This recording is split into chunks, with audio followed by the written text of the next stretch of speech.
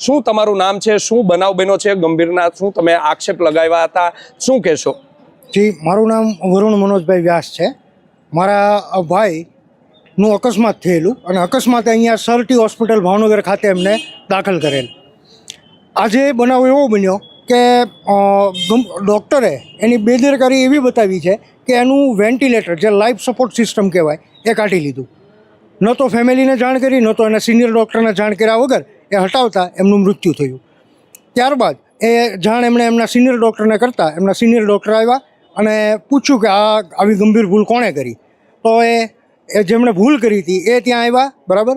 એમને ખૂબ ખીજાણા કે ખૂબ ગંભીર ભૂલ છે એમ કરી, અને ત્યાં મારા ફઈ હતા, એમણે મને જાણ કરી એટલે હું ત્યાં ગયો.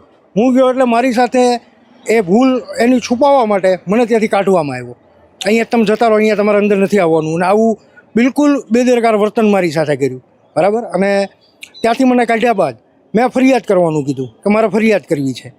જે ફરિયાદ મેં કરી એના લીધે મને એવું કીધું હવે ડેડ બોડીમાં ટાઈમ લાગશે, અને ડેડ બોડી પણ હાલ અમને આપતા નથી. અમારે પીએમ કરી અને સાંજ પહેલાં ખૂબ દૂર અમારે જવાનું છે. સાંજ પહેલાં જઈએ તો અમારી વિધિ થઈ શકે. આવડું નાનું મરણ હોય, રાત રાખવી અમારા માટે ખૂબ તકલીફવાળી રહે, પણ અહીંયાથી અમને સહકાર મળતો નથી.